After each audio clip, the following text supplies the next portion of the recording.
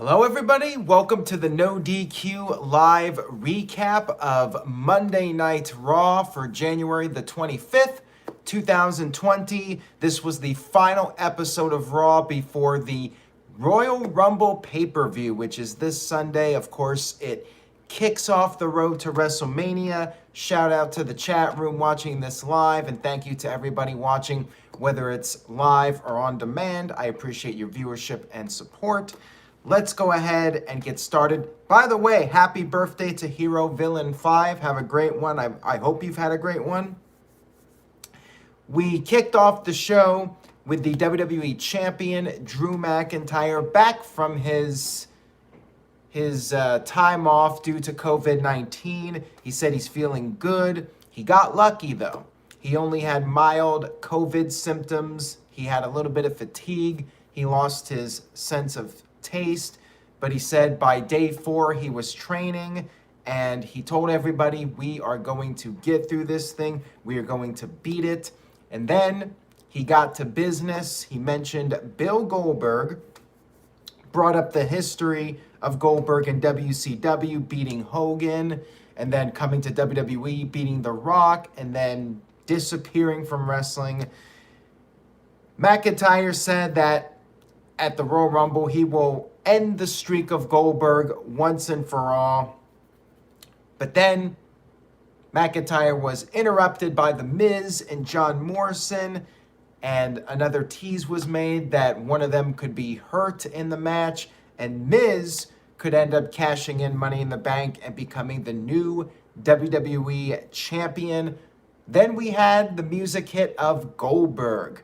Goldberg showed up, got in the ring to confront Drew McIntyre, but The Miz and Morrison were standing on the apron and instigating both McIntyre and Goldberg, trying to get them to fight each other before the pay-per-view. Instead, McIntyre and Goldberg turned their attention to Miz and Morrison, brought them into the ring, and then Goldberg hit the spear on Miz, and McIntyre hit the Claymore on Morrison. And then they had one final stare-off with McIntyre holding up the championship. Segment was fine, I guess, to build up the Royal Rumble. We got a spear from Goldberg, which, 1/5 of the amount of spears he'll hit at the pay-per-view, most likely. 1/2 of his entire moveset, or 1/3 of his moveset. We got a spear. That's something, right? And I liked McIntyre bringing up COVID. WWE has not used the term COVID on television, and I think this is the first time in a WWE ring that somebody actually said COVID in a promo. That's crazy, almost a year now, and it took the champion getting COVID for it to actually be referenced on television and in a segment inside the ring. But yeah, segment was fine, teasing the idea that Miz might cash in, and that could be the out for Goldberg not winning the title. Maybe Miz cashes in, triple threat, and Miz gets pinned. That way Goldberg doesn't take the fall. But we'll talk more about this when we do our No DQ Royal Rumble predictions. That will be going up Tuesday night, and that'll be available all week prior to the pay-per-view. Make sure you guys subscribe. If you're new to the channel, please click on that subscribe button so you can get the latest videos. Turn on notifications, the little bell for you to get the updates as they become available. Psycho Jet Black with a $2 super chat says, answer at the end, and it's in regards to The Undertaker. So I will go ahead and make note of that, Psycho Jet Black. I will talk about the Undertaker Joe Rogan interview later on. We had Charlotte interviewed for her match with Shayna Baszler. She talked about how she performs well under pressure, will defy the odds at the Rumble. She had a match with Shayna, which went like a minute before Charlotte got the figure 4 on, and Nia Jax came in with a leg drop to Charlotte, causing a DQ. Mandy Rose and Dana Brooke ran down to help out Charlotte, and then Lacey Evans ran down and attacked Charlotte. And holla, holla, holla, you know how this goes. Match during the commercial break got turned into a 6-woman tag team match. And this match barely went any longer. Charlotte and Baszler were fighting on the outside of the ring. Charlotte beat the count, and Baszler got counted out. And that was that. And then after another commercial, we had Adam Pearce talking to the ladies, and Shayna wanted the match to be restarted. They all did. All the heels wanted the match restarted, and the baby faces agreed. So they restarted the match. And this one went a little bit longer. Charlotte speared Shayna Baszler out of the ring. Nia tagged in. Charlotte chased Lacey Evans away. And back in the ring, Nia Jax was struggling a little bit, but then she hit the leg drop and pinned Dana Brooke to pick up the victory and build up some momentum for Sunday. Nia and Shayna will be defending against Charlotte and Asuka for the women's tag team titles. And Psycho Jet Black says, who really got over in this segment? It felt like a waste of time. Bingo. It really did. It took up about a half hour of the show. And you guys know I loathe these segments where match happens, quick DQ turns into a tag match, and they just drag it out. I am not a fan of these segments. It's so played out, so boring. It's a template used to fill time. Not a fan of it at all. I would have rather had just seen a straight up match between Charlotte versus Shayna Baszler than what they actually did. It really served no purpose. Moving on here, we had Ali cut a promo earlier in the day about Kofi Kingston and how he's targeting Kofi because of the whole Kofi Mania, how Kofi Mania happened at Ali's expense because Ali got injured. We had Xavier Woods versus Slapjack of Retribution. Retribution was there at ringside. Ali wanted T-Bar to interfere in the match. However, the distraction did not work. Xavier picked up the win with the Shining Wizard. And then after the match, T-Bar jumped Xavier. Retribution beat down Xavier. Ali got a chair and acted like he was going to use it on Xavier, but instead he sat down and said he had a message that he wanted Xavier to pass on to Kofi. He heard the report. Kofi Kingston will not be able to compete in the Royal Rumble match, which, by the way, really sucks because Kofi's always a Royal Rumble highlight reel. And Ali said that he will be taking Kofi's place in the Rumble match. So it's kind of full circle. I guess that's cute, creative, whatever. But yeah, I'm bummed out that there's no Kofi Kingston in this Royal Rumble match. Ali is now in it, which I'm sure will be fine. Caleb Jacobs with a $2.72 super chat. Thank you, Caleb. He says, the Mega Death from 99 was the worst with Goldberg. Talking about the theme music of Goldberg. Yeah, that was a big mistake, changing Goldberg's music in WCW. But they made a lot of mistakes with Goldberg. From having Kevin Nash be the one to end the streak instead of elevating somebody new, to Megadeth, to the heel turn in 2000. A lot of mistakes were made with Goldberg, having him smash a limousine window and putting himself out of action for 6 months. I mean, that stunt really did not need to be done, or maybe it could have been done safer. But anyways, we're going back into the past. This is about the January 25th, 2021 edition of Monday Night Raw. Psycho Jet Black with a $5 super chat. Thank you for that. I appreciate it. Says, Ali is the leader of Retribution. Therefore, his argument is invalid. But at least he's not a bona fide scrub like Rich Swann or Ricochet. Well, yeah, Ricochet wasn't even on this show. He couldn't even get into the Royal Rumble. At least Ali is the leader of a group. Not a very good group, but I guess it's something. Backstage, R-Truth was chatting it up with Matt Riddle, and R-Truth said that he heard there's a surprise party at the VIP lounge. We had the VIP lounge segment with the Hurt Business, and they had a gift for MVP. They made a special necklace for MVP which had the letters THB for the Hurt Business. And Cedric and Shelton Benjamin, they were arguing during this segment. R-Truth interrupted the celebration of MVP's accomplishments when R-Truth said that this was a surprise party for him. Hurt Business said, no, it's not. But R-Truth had to reveal to them that THB stood for Truth, Happy Birthday. Lashley said he had a gift for R-Truth, but R-Truth would have to come into the ring. At this point, the guys from catering ran down to chase R-Truth. A huge brawl broke out. Hurt Business beat up all of the catering guys. And Matt Riddle snuck into the ring and took out MVP with a knee to the face and then ran away before the Hurt Business could get him. Backstage, R-Truth talked about to Adam Pearce how he wanted to enter the Money in the Bank ladder match. Of course, it's the Royal Rumble.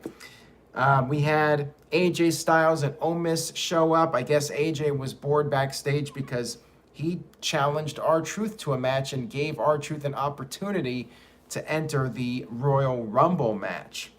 This whole segment was quite ridiculous, with R-Truth and whatnot. He's still the 24/7 champion. You still have the guys running around, and I guess it was mildly funny, but I wasn't laughing in hysterics over this segment. I'll just say that much. And Radical Romero says, Hurt Business getting soft. Well, Undertaker hopefully did not watch Raw because he might agree with you on that one. And we'll talk more about The Undertaker at the very end. We had Sheamus versus John Morrison.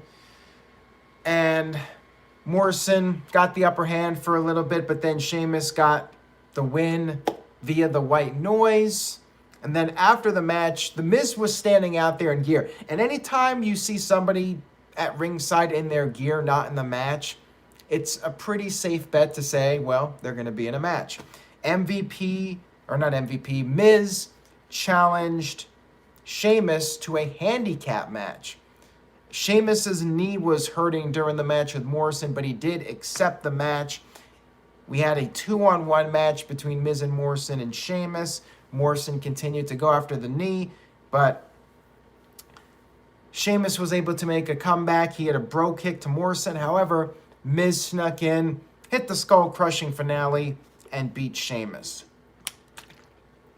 Not sure what this really accomplished. Again, I guess it was to fill time. Certainly did nothing for Morrison.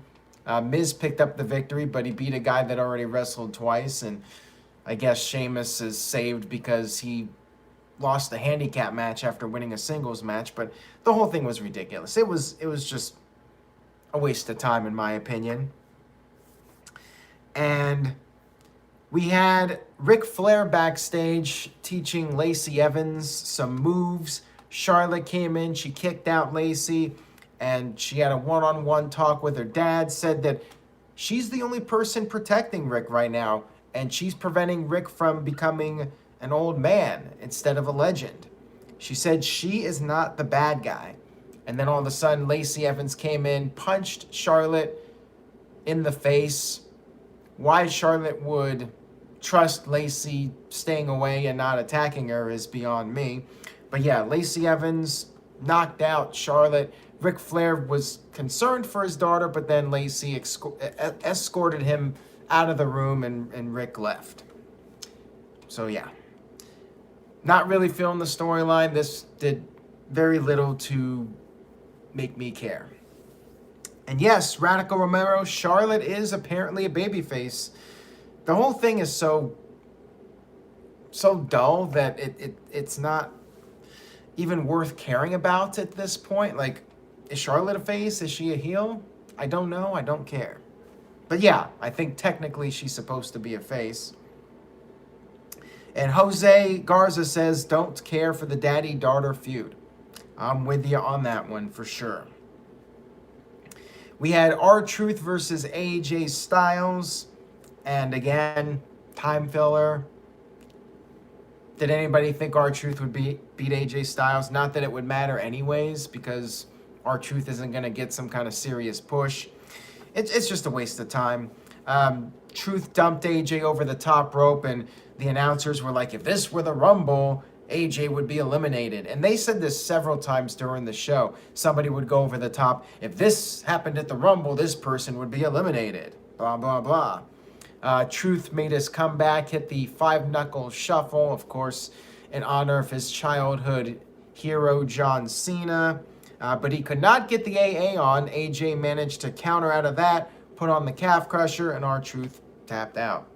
R-Truth will not be in the Royal Rumble unless he ends up being added last minute.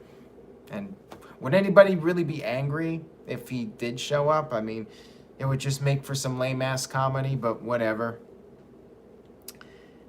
We had a replay of the Randy Orton promo from last week's show.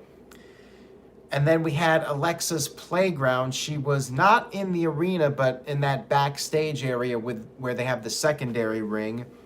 And she talked about how much fun last week was with Asuka. She watched a clip of Randy Orton with his mask, cutting his little promo. She said she wanted to have fun with Asuka last week, but Asuka did not play nice.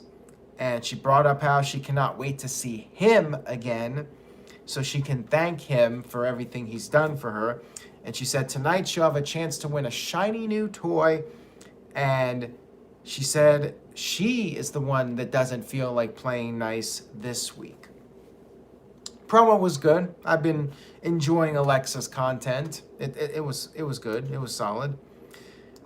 We had Matt Riddle versus Shelton Benjamin in the first of 3 matches, a gauntlet match to win another opportunity at the U.S. Championship held by Bobby Lashley.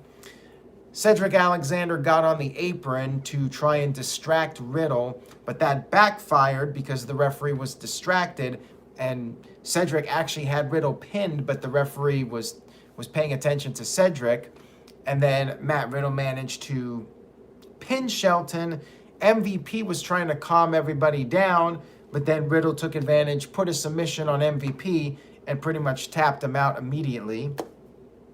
It was then down to Cedric and Riddle. Cedric worked over Riddle for a while. MVP wanted Cedric to finish it. However, Riddle made a comeback, pinned Alexander, and earned his rematch against Bobby Lashley. After the match, Lashley ran down and attacked Riddle and put Riddle in the Hurt Lock. Again, it's just more filler, and we're seeing another match. Riddle already lost to Lashley, but they're doing the match again. And we keep seeing every week a variation of the same guys wrestling. Riddle versus one member of the Hurt Business, another member of the Hurt Business, MVP. He's fighting all of them in various incarnations, and I just want to see something different. I get tired of the same old thing and don't really care about seeing these guys in a rematch. I don't think Lashley should be losing the title to Riddle, so why not keep them separate? Don't really think anybody gains anything from it, but that's just my opinion. And we had, well, before we get to that, Elon Brown says Riddle gonna win the title via help from Cedric. Yeah, maybe Cedric or Shelton accidentally cost Lashley the match, but whatever. We had our promo from Edge, which was probably, well, I would say the most noteworthy thing of this entire Raw. We had Edge talk about 2020 being proof that you cannot sleep on tomorrow. Tomorrow is not a guarantee. He talked about 10 years ago when he had to retire as the world champion, and he fought for 9 years to get his dream back. But then at Backlash, Randy Orton tore his triceps.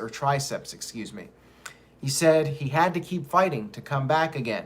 And he thought about his mom and what she would tell him as far as moving forward and working hard and staying in the fight. He said that he will be entering the 2021 Men's Royal Rumble match. So it's not a surprise this year, which I'm okay with. I know some people are not happy about that, but in this case, Edge had a surprise appearance last year. You cannot top that surprise appearance from last year. So him coming back, if he came back as a surprise, it would not measure up to last year, which is why I'm fine with him announcing it in advance. It actually got me a little bit hyped up for the Royal Rumble, knowing that he for sure is going to be in the match. I'm okay with it being announced in advance. Now, there was something else where on WWE Backstage this coming Saturday, they are going to announce the number 30 entrant in the men's match and then the first 2 entrants in the women's match, which I'm not a fan of. Like, is that necessary? To me, that does not need to be done at all. It's a cheap ratings ploy to get people to tune into Backstage. But yeah, I like the surprises. I agree with people that have criticized this. Let the surprises be surprises. Let us have as many things to speculate on as possible. But anyways, Edge is in the match. He talked about time running out, and he's going to take back what he never lost at WrestleMania, the World Championship. He will fight with every fiber of his being, and he thinks he can do it.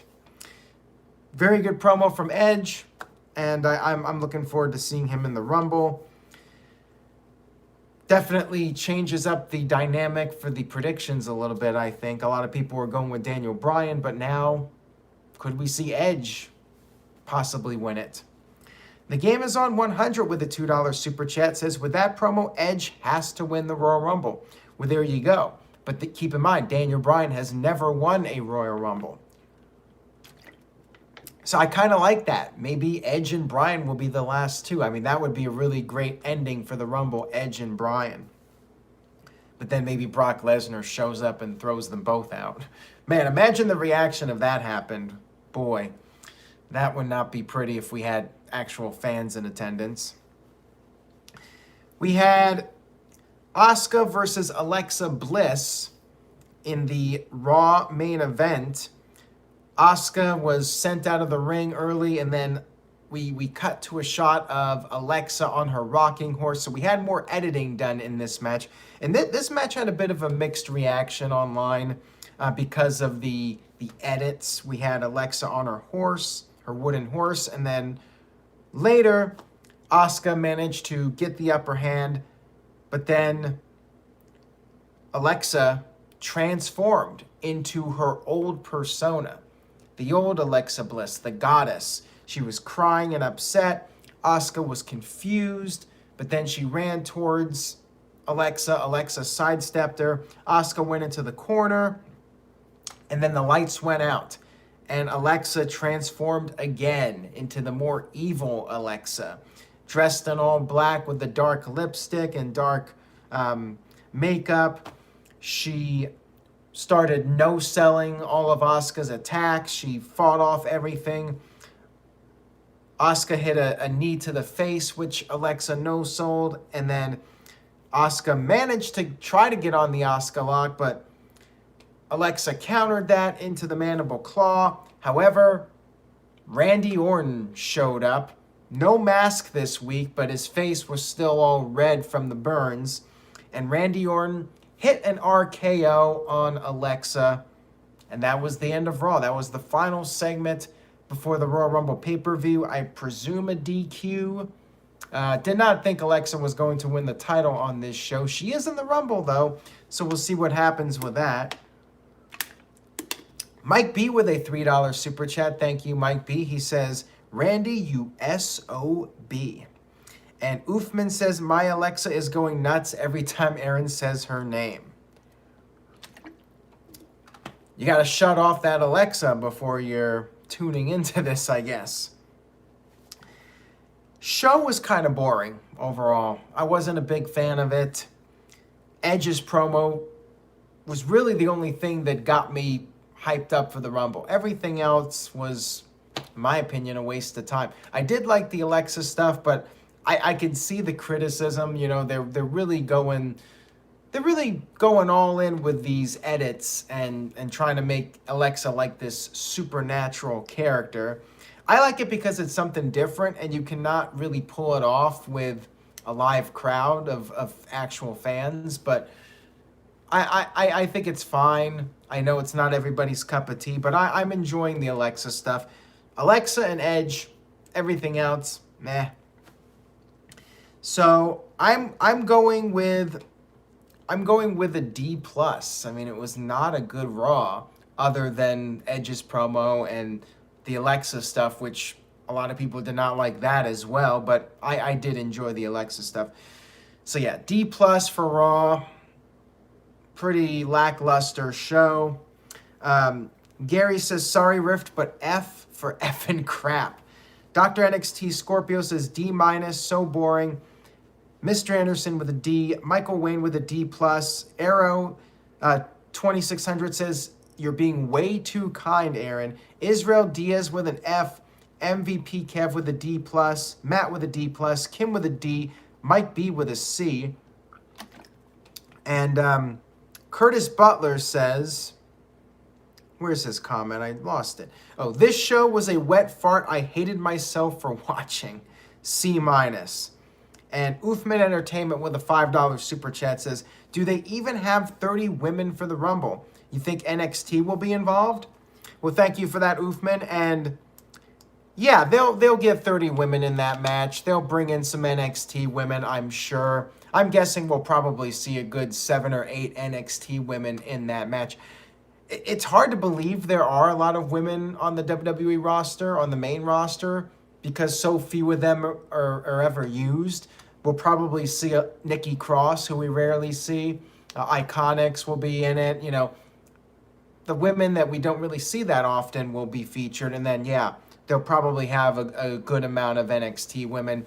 I would expect Rhea Ripley to be in it, and I'd like to see her win it. But we'll talk more about that on the predictions video. Again, make sure you guys subscribe if you haven't already.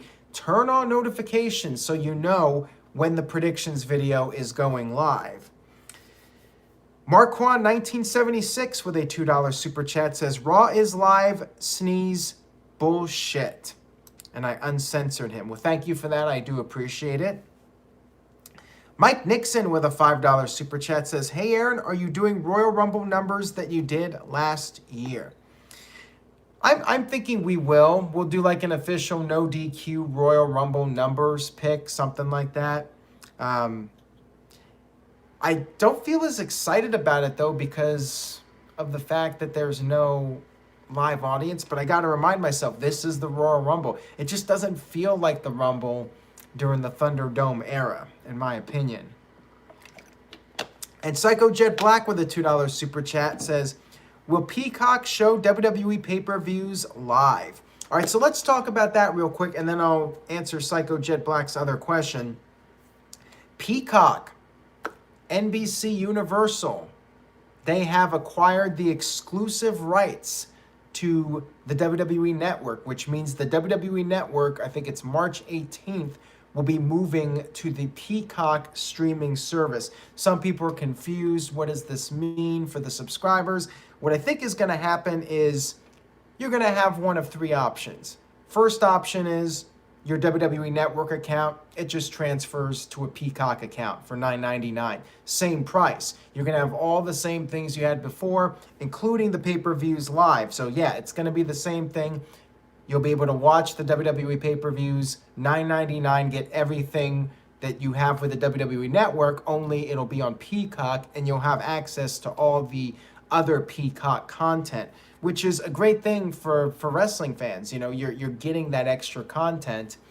And then the other option is you could downgrade your account for $4.99.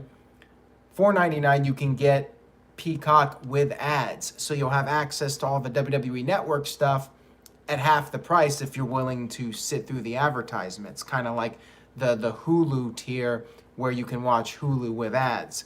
And then, of course, you could just flat out cancel your account. But yeah, it'll be more of the same. It's just going to be on Peacock, which might be a bit of an inconvenience. You might have to do some extra scrolling or clicks to get to the WWE stuff. You know, you might have to scroll past some Peacock content to find WWE. So other than that, what might be a mild inconvenience, it's going to be a great deal for people because they can get that Peacock content. And some people already apparently have Peacock as part of a Comcast cable package. So they might be getting WWE Network content for free now. And Roy W. with a $2 super chat says, Mount Rushmore on the mic. Okay, I'll get to that in a second. Last thing about Peacock, I mean, it's a great deal for WWE. They're getting over $1 billion in a 5-year deal. That's at least $200 million a year, which is quite a bit more than what they were making on their own with the network. So they're making some good money from this. They'll potentially have new eyeballs sampling the WWE product. So it's really win-win for WWE and the fans. The question is, will NBC Universal get a good deal out of this? Because, WWE isn't exactly the hottest commodity right now, so time will tell on that. But it is a sign that, even with Raw ratings dropping, NBC Universal, they still value WWE as a property, and they value the relationship, and they're shelling out the money, investing in WWE. So for those of you that think there was ever a chance of WWE Raw getting canceled if the numbers get too low, ain't gonna happen anytime soon. WWE, they are continuing to be a very profitable company. Even if the creative sucks, they manage to pull it off. So, Mount Rushmore on the mic. Great question. Gotta be Ric Flair and The Rock.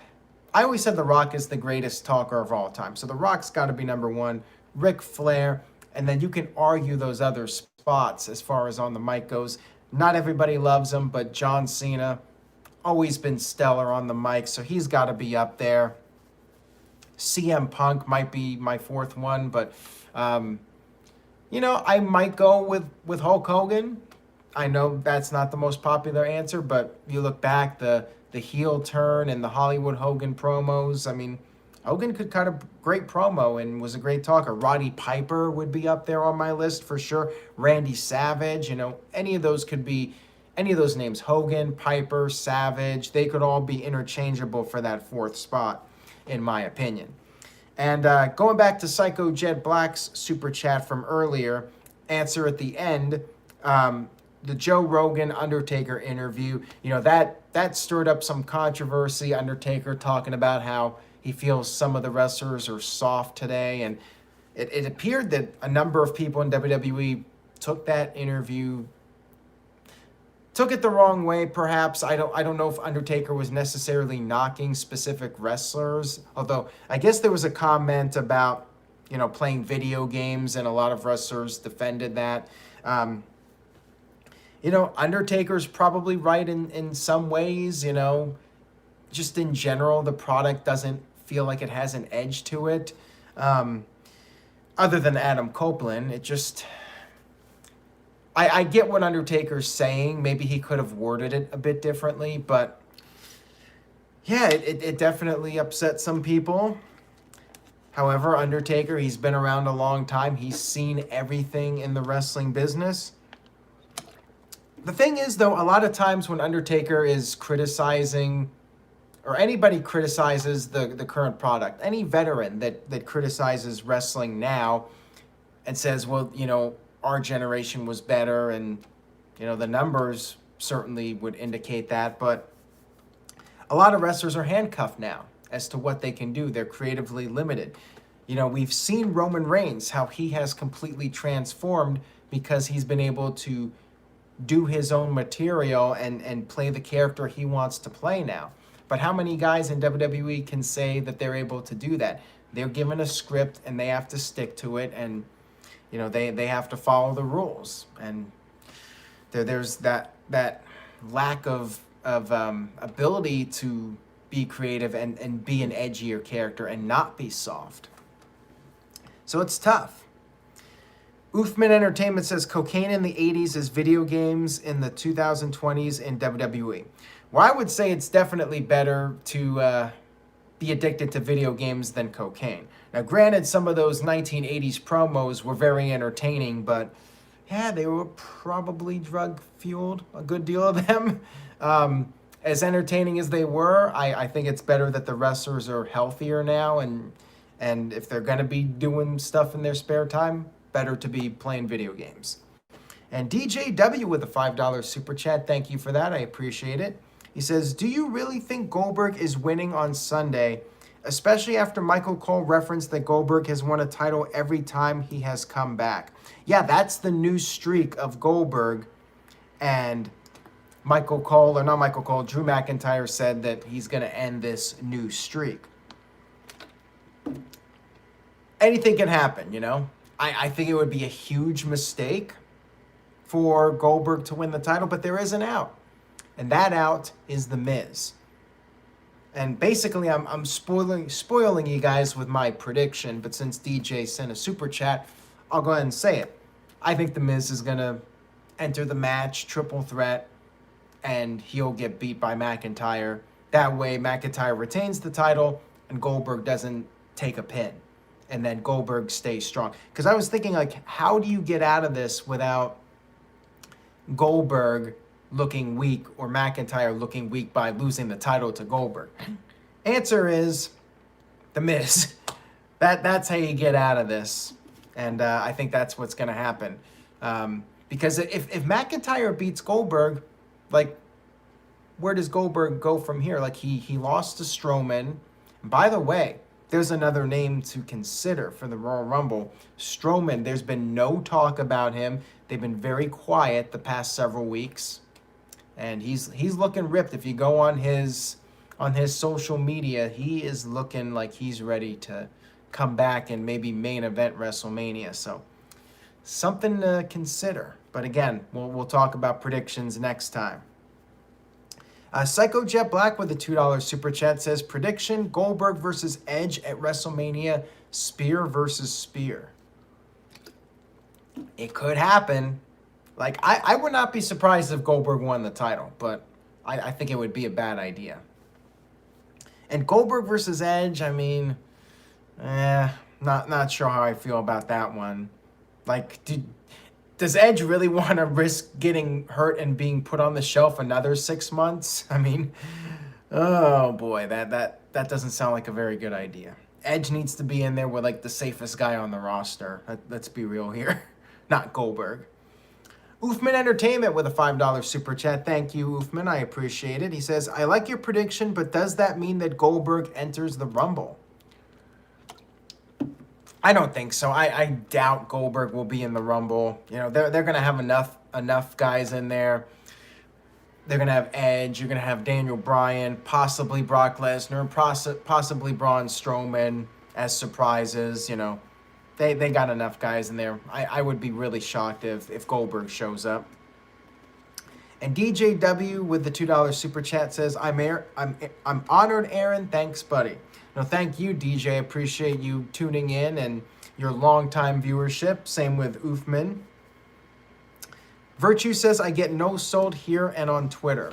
Well, I did retweet you, Virtue, the other day, so you're lying to your followers. Just letting you know that. But you already knew that.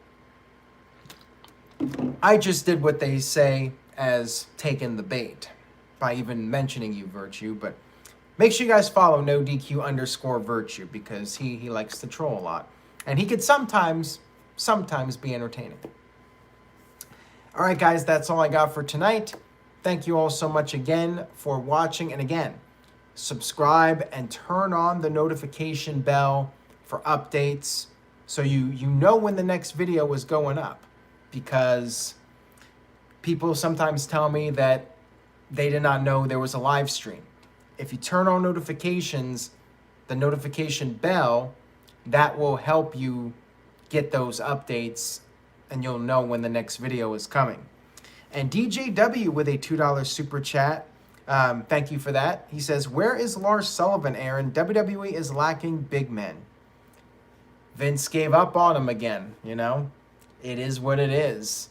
They brought him back. They did a few videos with him and interviews, and then they kind of just lost interest again.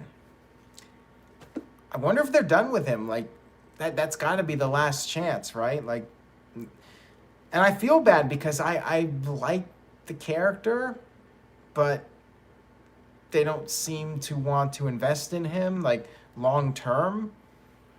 And, of course, he's got his past, which is very controversial.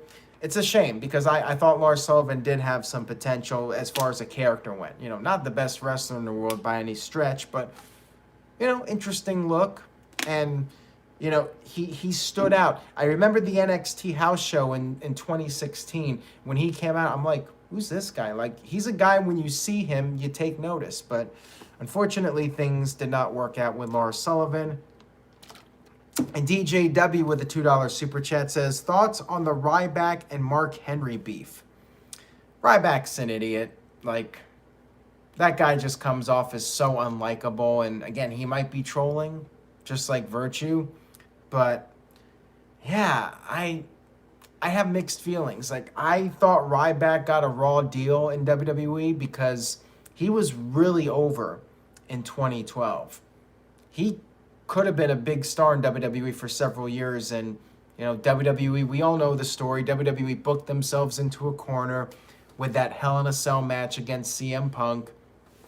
And Ryback's momentum kind of just cooled off. And he never really recovered from it. But yeah, Ryback, he blocked the No DQ Twitter account and my personal account, so whatever. But yeah, if he never wrestles again, I'm not going to lose any sleep over it. I don't really have that much of an interest in seeing him wrestle again. And, you know, Mark Henry probably should not have taken the bait because now Ryback's apparently threatening to sue him. But we'll see how that plays out. You know, the drama between Mark Henry and Ryback does not appear to be over. Stay tuned to NoDQ.com for the very latest. Anyways, guys, take care, enjoy your week, and I will see you all next time.